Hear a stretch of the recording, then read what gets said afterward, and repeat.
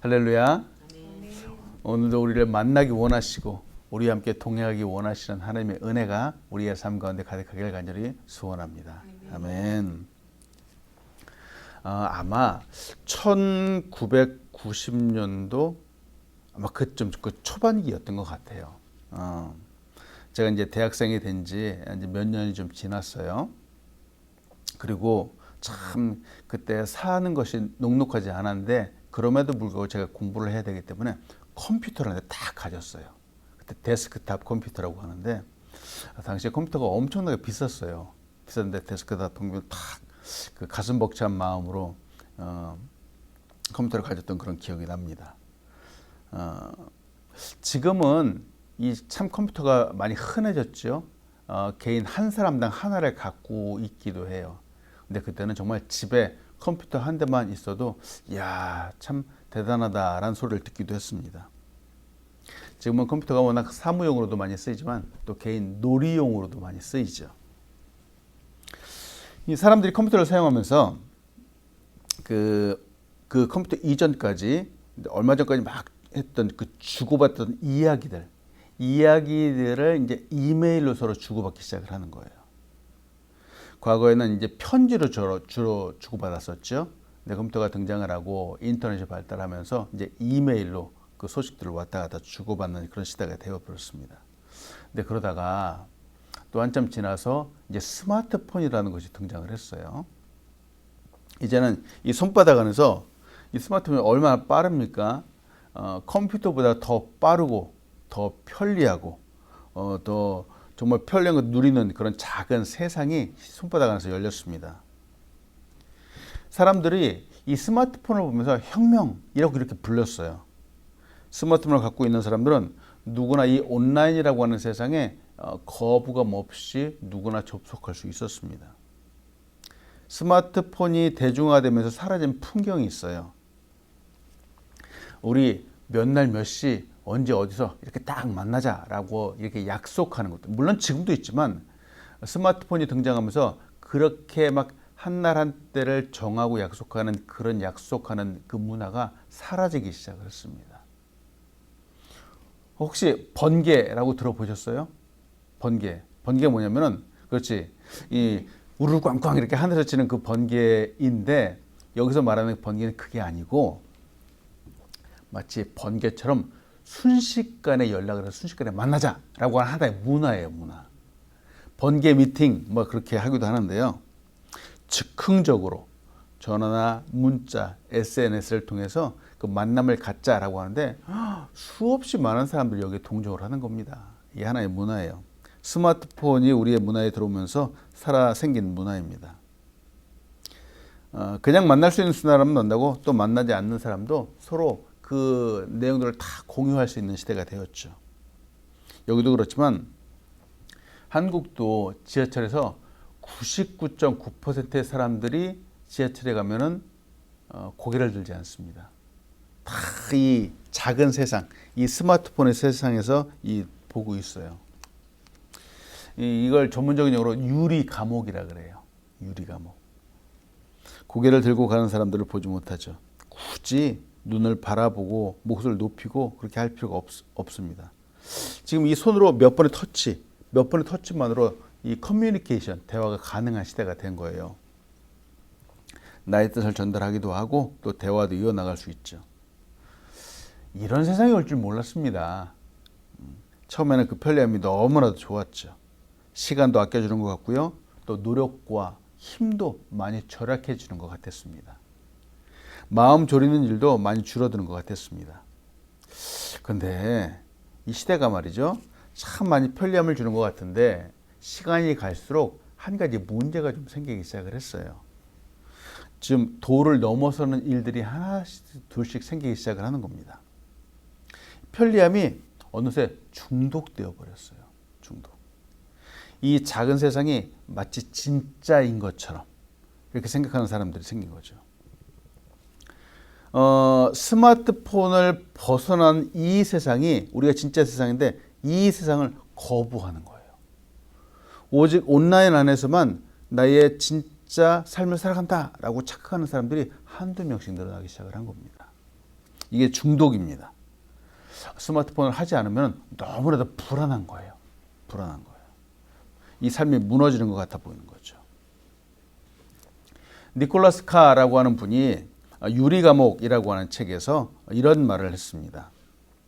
사회 심리학자들의 연구에 따르면 인간의 행복과 만족은 실제로 세상에서 무언가 의미 있는 일을 직접 할 때 벌어진다고 한다. 그런데 우리의 주의 집중이 온통 컴퓨터 스크린과 스마트폰 액정에 향하는 순간 우리는 세상과 유리되고 동떨어진 삶으로 나아가게 되는데 그것이 행복과 멀어지는 영향을 준다는 것이다. 이상하잖아요.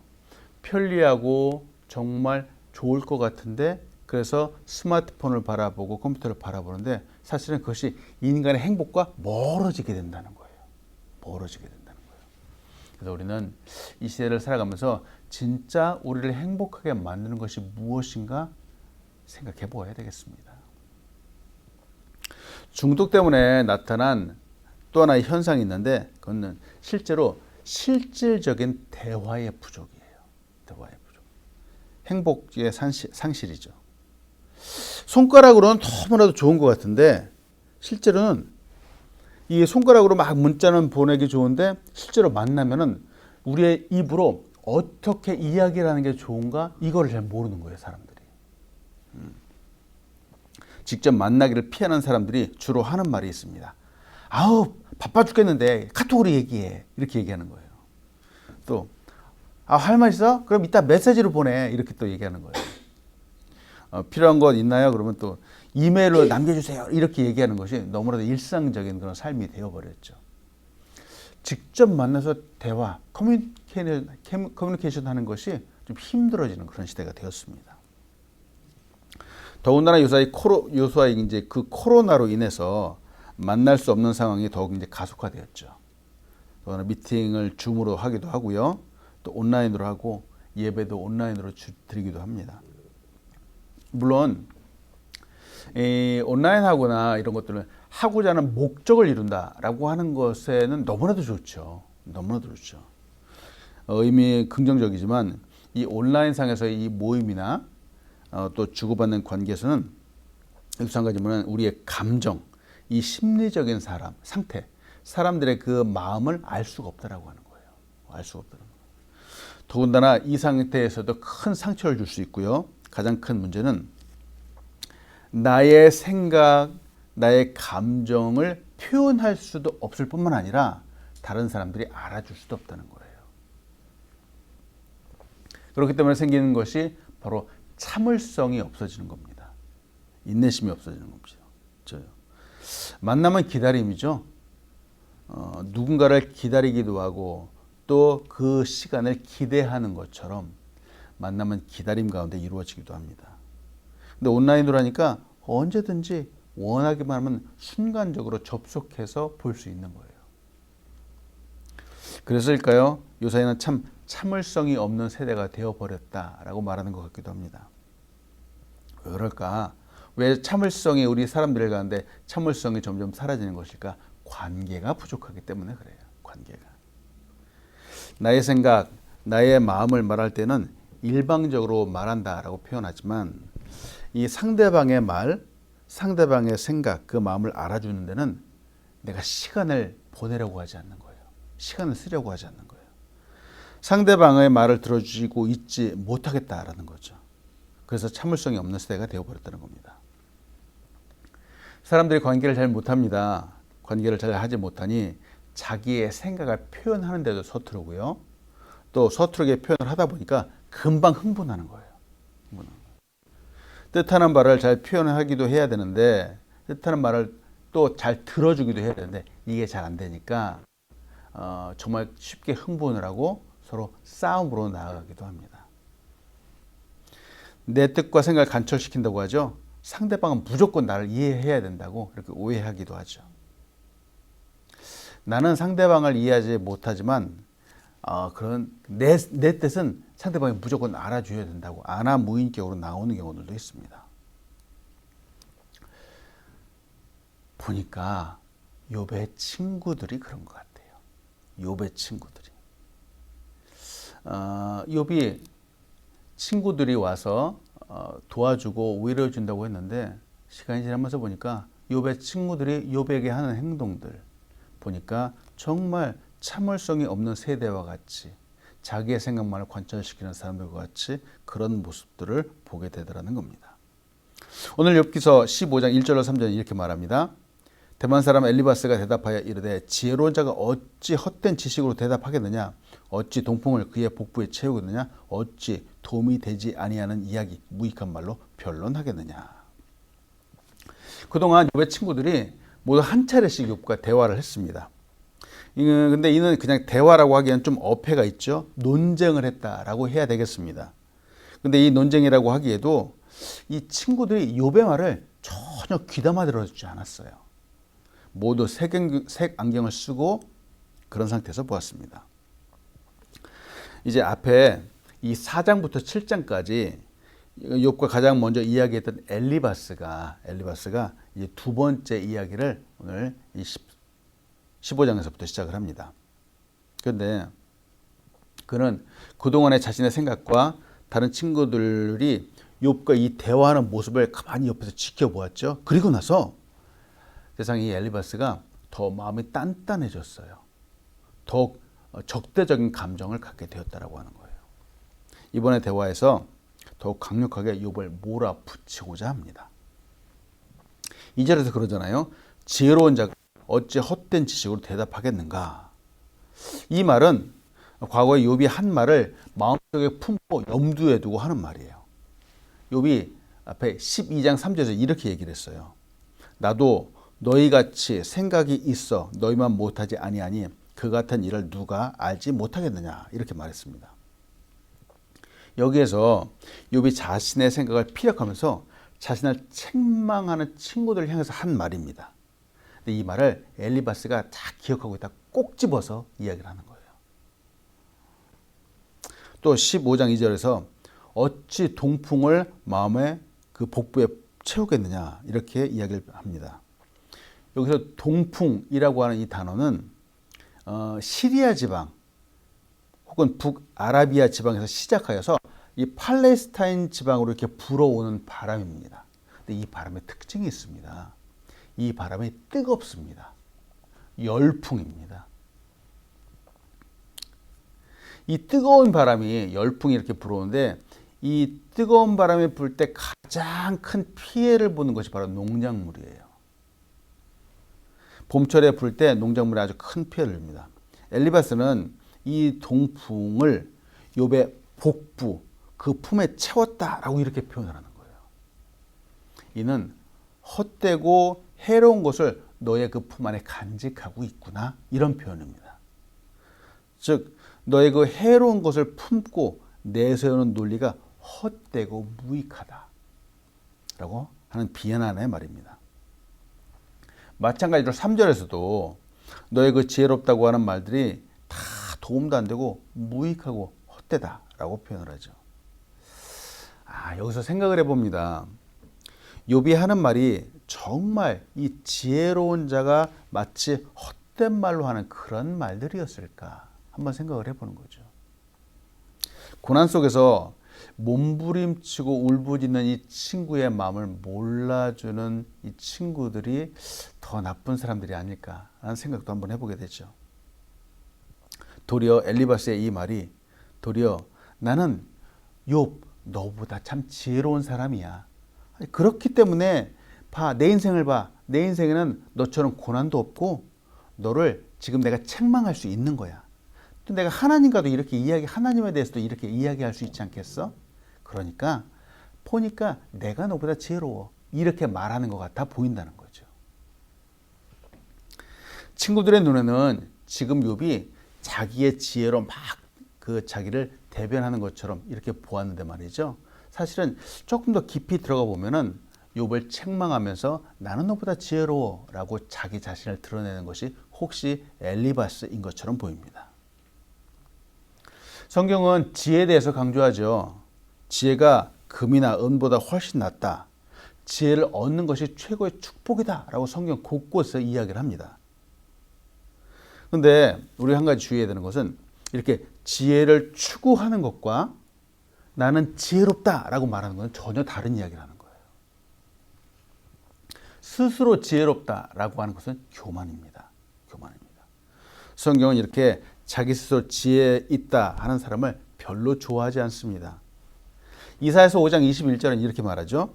스스로 지혜롭다 하며 스스로 명철하다 하는 자들은 화 있을진저, 이렇게 말합니다. 정말 지혜 있는 사람은 자기가 자기 입으로 지혜 있다라고 말하지 않죠. 자기의 입으로 자신을 자랑한다는 것은 마치 나는 지혜롭지 못한 사람입니다 라고 말하는 것 같습니다. 저도 옛날에 그런 사람들을 좀 만나보았어요. 사람들이 하는 말이 그러잖아. 나는 절대 허튼 소리 안 해. 내가 하는 말은 진짜야. 나처럼 잘하는 사람이 있으면 나보라 그래. 이런 사람들이 종종 있었습니다. 어떻게 이렇게 자신 있게 이야기할 수 있었을까요? 근데 큰 소리로 이야기하는 사람 분들이 나중에 더 큰 실수를 하게 되더라고요. 정치하시는 분들이 그렇잖아요. 선거 공약을 세우죠. 호언장담을 하는 경우들이 있는데 혹시라도 그렇게 돼서 당선되고 나면은 이전에 이루려고 했던 그 공약들을 잘 지키지 못하는 경우들을 너무나도 많이 보았습니다. 지금 엘리바스는 욥을 책망하고 있습니다. 그러나 정작 지혜롭다고 떠드는 사람은 욥이 아니라 엘리바스 같아 보입니다. 계속 엘리바스가 이야기하죠. 4절입니다. 참으로 내가 하나님 경외하는 일을 그만두어 하나님 앞에 묵도하기를 그치게 하는구나. 욥이 이미 교만하게 본 엘리바스는, 욥을 교만하게 본 엘리바스는 또 조롱 섞인 말로 욥을 책망하고 있죠. 정말 너는 하나님을 두려워하는 그 마음도 그만두었구나, 던져버렸구나 라고 말하는 거고요. 하나님 앞에서 묵도, 기도하는 일조차 그만두고 있구나 라고 책망하고 있죠. 계속 이어서 5절과 6절에서도 내 죄악이 내 입을 가르치나니 내 간사한 자의 혀를 좋아하는구나. 너를 정죄한 것은 내가 아니요 내 입이라. 내 입술이 내게 불리하게 증언하느니라. 참 이 표현도 놀랍습니다.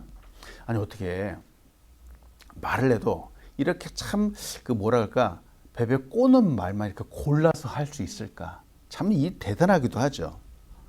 이 말은 욥, 너의 죄가 너의 입을 가르친다, 부추긴다 라고 하는 표현이에요. 그래서 너의 그 혀로 간사한 말만 골라서 하는구나 라고 하는 것이죠. 또 너를 정죄하는 것은 엘리바스의 내가 아니라 바로 너의 입이다, 이렇게 말하는 거예요.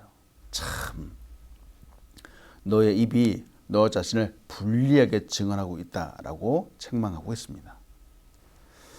친구들도 착각하죠.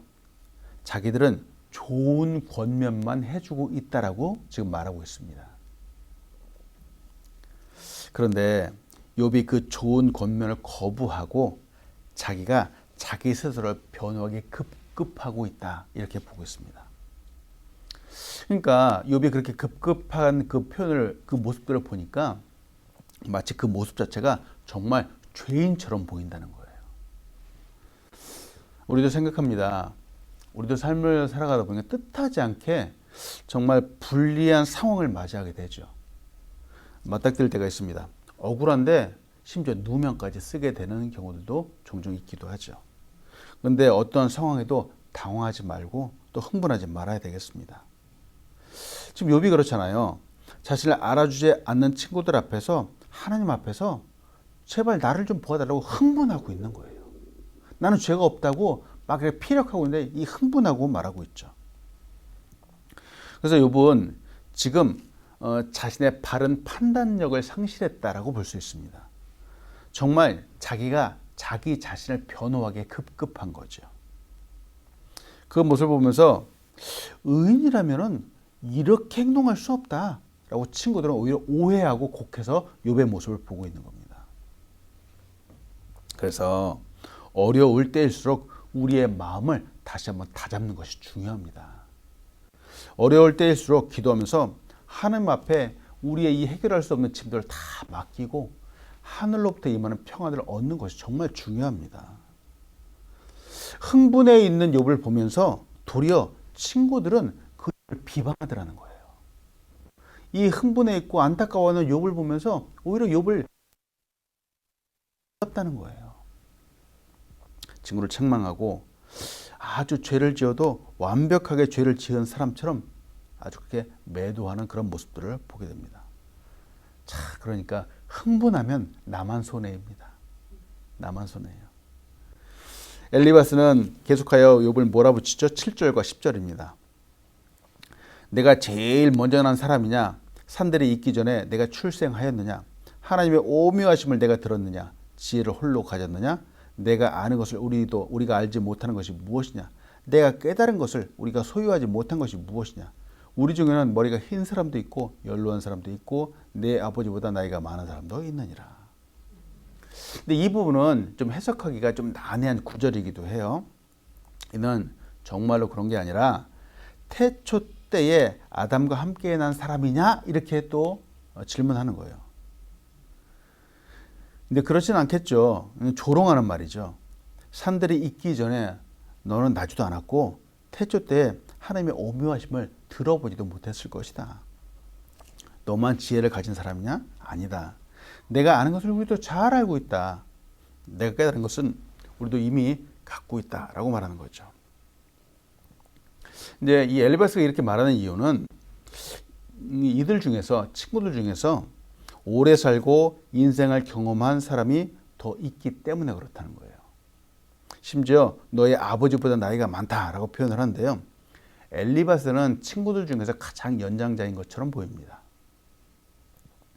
이 구절들이 말하는 것은 우리가 이렇게 말하는데 너 왜 말을 듣지 않아? 이렇게 표현하는 거예요. 너 잘났다라고 하는 거죠. 엘리바스가 연로하다고 하면서 나의 살아온 경험, 더 많은 인생의 경륜을 통해서 욥의 이 생각을 꺾어보려고 했던 거예요. 꺾어보려고. 근데 우리도 그렇잖아요. 누가 말을 많이 한다고 해서 그 사람의 생각이 꺾이나요? 결코 그렇지 않습니다. 한국 또 아시아 문화에서 그렇잖아요. 사람들이 뜻이 안 맞아서 이제 시비가 붙는 거예요. 흥분하는 중에 쉽게 하는 말이 그겁니다. 네가 잘못했다, 내가 잘못했다 그러는데 이 결론이 나지 않죠. 혹시 잘못했다라고 하면은 이건 당연히 지는 거니까 실수했다고 인정을 할 수가 없죠. 그렇게 쉽게 하지 않습니다. 그때 어김없이 등장하는 카드가 있습니다. 뭐냐면 너 내가 몇 살인 줄 알아? 바로 이거죠. 민증까봐 이러는 거예요. 이거 싸우다가 흔히 나오는 광경이죠. 근데 보니까 지금 엘리바스가 지금 그렇게 하고 있는 거예요. 내가 나이가 많다. 내가 몇 살인 줄 아느냐. 이 나이 많은 사람이 뭐라고 하면은 좀 듣는 신용이라도 해라. 지금 이렇게 표현을 하는 겁니다. 이렇게 꼰대 같은 사람들이 있습니다. 우리도 이런 사람들이 되면 안 되겠습니다. 우리는 도리어 희생해주는 삶을 살아야 되겠죠. 무조건 손해보라는 뜻은 아니고요. 희생하고 양보하는데 그 이유는 그 영혼을 얻기 위해서이죠. 우리 희생하고 양보하는데 그 이유는 하나님의 이름을 높이기 위해서죠. 자, 이렇게 언쟁하고 논쟁하고 싸우는데 이 가운데서 정말 하나님의 이름이 높아질 수 있을까요? 그럴 수 없습니다. 엘리바스의 말이 계속 이어집니다. 11절부터 14절입니다. 하나님의 위로와 은밀하게 하시는 말씀이 내게 작은 것이냐. 어째 내 마음에 불만스러워하며 내 눈을 번뜩거리며 내 영이 하나님께 분노를 터뜨리며 내 입을 놀리느냐. 사람이 어찌 깨끗하게 되냐. 여인에게서 난 자가 어찌 의롭겠느냐. 나이 많은 사람이 민증가라 나이가 몇 개인 줄 아냐라고 말했지만 욥이 그것을 보고 들으면서 수긍했을까요? 그렇지 않다는 거예요. 욥은 여전히 자신의 무죄를 주장하고 있다는 거예요. 다른 말로 하면은 말이 통하지 않는 겁니다. 엘리바스의 충고를 받아들이지 않고 있습니다. 친구들이 보면서 생각을 굽히지 않는 이 욥을 보면서 엘리바스가 또 꺼내든 카드가 바로 하나님의 위로입니다. 위로. 즉 너는 하나님의 위로와 말씀도 지금 너를 보니까 하나님의 위로와 말씀도 너무 작은 것 같다. 즉 이 말은 너는 하나님의 위로와 말씀도 거부하고 있구나, 이런 뜻이죠. 12절에서는 너는 교만하고 불평과 불만이 많아서 하나님을 향한 분노를 바라고 눈을 부라리는구나 라는 거죠. 너의 입도 함부로 놀려서 논쟁을 하고 있구나 라고 비난하고 있습니다. 이 엘리바스는 욥의 모습을 보면서 마치 하나님께 대적하고 있는 것처럼 보인다는 거예요. 물론 억울할 수 있습니다. 황당할 수도 있습니다. 그렇다고 난 억울하다고, 난 황당하다고 기를 쓰는 모습들이 그렇게 좋아 보이지 않는다는 거예요. 우리가 사람을 만나다가 이런 일을 경험할 수 있겠죠. 아까도 말씀했지만 이 흥분하잖아요. 흥분하면은 이 잘 풀리던 일도 도리어 안 되는 경우도 많이 있습니다. 하나님을 향해서도 그렇죠. 나의 잘못이 잘 기억나지 않더라도 하나님의 주권을 인정하면서 사실은 가장 먼저 엎드리는 자세가 필요하기도 합니다. 15절에서 16절을 봅니다. 하나님은 거룩한 자들을 믿지 아니하시나니 하늘이라도 그가 보시기에 부정하거늘 하물며 악을 저지르기를 물마심같이 하는 가증하고 부패한 사람들을 용납하시겠느냐. 여기서 거룩한 자들이란 일반적으로 천사들로 보는 견해들이 있습니다. 또 하늘은 이 천사들이 거하며 사는 곳들이죠. 이 존재와 이 하늘은 사실은 정결하고 깨끗함을 상징하는 하나의 상징이기도 합니다. 그런데 아무리 정결하다고 해도, 아무리 깨끗하다고 해도 하나님 앞에서는 그 순결함과 정결함을 말할 수 없다라고 주장하는 겁니다. 그러니 하물며 하늘과 천사들도 그런데 사람인 네가, 사람이 어떻게 악을 저지르고 때로는 물을 마시는 것처럼 악을 행하는 그 사람이, 이 가증한 사람이 하나님 앞에 설 수 있겠느냐라고 책망을 하는 거죠. 하나님은 우리가 정결하다라고 하는 그 보는 것도 부정하게 보시는 분인데, 죄를 물마시듯 하는 인간이 하나님 앞에 용납될 수 없는 것은 분명한 사실이다라고 말합니다. 말씀을 마칩니다. 오늘 도리어 욥을 책망하는 엘리바스의 이 말을 보면서 또 욥의 그 마음을 보면서 욥의 그 심정들을 다시 한번 보게 되는 것 같기도 합니다. 친구들과 관계에서 이렇게 말하는데 참 그 대화의 내용이 참 가관이죠. 서로 참을성이 없는 세대를 보는 것 같은 그런 모습들이 보여지기도 합니다. 사랑하는 사람이라고 해서 친구를 만난다고 하지만 참 이 관계들이 여전히 부족하다라는 생각도 좀 보게 되죠. 배려하고 이해하는 마음들 조금 더 있으면 얼마나 좋을까 하는 생각도 하죠. 흥분하지 않아야 되겠습니다. 욥은 물론 자기의 마음을 몰라진다라고 해서 계속해서 피력을 하지만 그는 하면서 본인도 흥분을 하고요. 또 욥의 이야기를 들으면서 옆에 있는 친구들도 같이 흥분을 하고 있죠. 화내고 노를 바라는 것이 결코 좋지 않습니다. 우리의 삶 가운데 모든 것들을 하나님께 맡겨드리는 지혜가 필요하죠. 꼰대처럼 또 나이로 상대방을 누르려고 하는 것 결코 지혜롭지 않습니다. 오히려 상대방을 배려하고 사랑으로 품어주는 그런 마음들이 우리에게 있으면 좋겠습니다. 오늘도 하나님의 은혜와 지혜로 우리의 삶을 풍성하게 만들어가는 여러분 되시길 간절히 축복합니다. 기도하겠습니다. 하나님 감사합니다.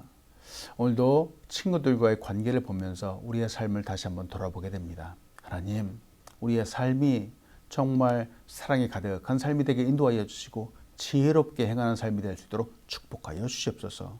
하나님, 한순간도 하나님의 말씀을 의지하지 않으면 내 뜻과 내 생각으로 살아가게 됩니다. 그럴 때마다 참 많은 실수를 하게 되고 참 많은 과오를 범하기도 합니다.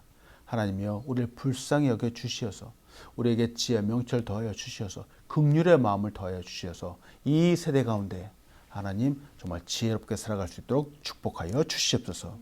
배려하는 마음, 사랑하는 마음을 가지고 살아가기 원합니다. 하나님, 우리의 주변에도 욥처럼 힘들어하는 사람이 있을진데 우리가 그들을 위로하고 사랑을 나누어주는 예수 그리스도의 심장을 가지고 살아갈 수 있도록 축복하여 주시옵소서. 하나님, 이 땅 가운데 귀한 교회를 세우셨습니다. 건강한 교회, 아름다운 교회, 하나님이 기름 부으시는 교회로 우뚝 설 수 있도록 축복하여 주시옵소서. 오늘도 우리의 가정을 위해서 기도합니다. 가정마다 하늘의 축복을 가득히 부어 주시옵소서. 가정마다 사랑이 가득하게 인도하여 주시고 풍성하신 하나님의 은혜가 넘쳐날 수 있도록 축복하여 주시옵소서. 가족 구성원들 모두 건강히 원합니다. 한 사람 한 사람 발걸음마다 눈동자같이 지키시고 보호해 주시고, 하나님, 우리의 육체도 강건할 뿐만 아니라 우리의 영혼도 강건하여서 하나님께 영광을 올려드리는 삶을 살아갈 수 있도록 인도하여 주시옵소서. 감사합니다. 예수님의 이름으로 기도합니다. 아멘. 하늘에 계신 우리 아버지여, 이름이 거룩히 여김을 받으시오며 나라에 임하옵시며 뜻이 하늘에서 이루어진 것 같이 땅에서도 이루어지이다. 오늘날 우리에게 일용할 양식을 주옵시고 우리가 우리에게 진 자를 사하여 준 것 같이 우리의 죄를 사하여 주옵시고 우리를 시험에 들게 하지 마옵시고 다만 악에서 구하옵소서. 때가 나라와 권세 영광이 아버지께 영원히 있사옵나이다. 아멘.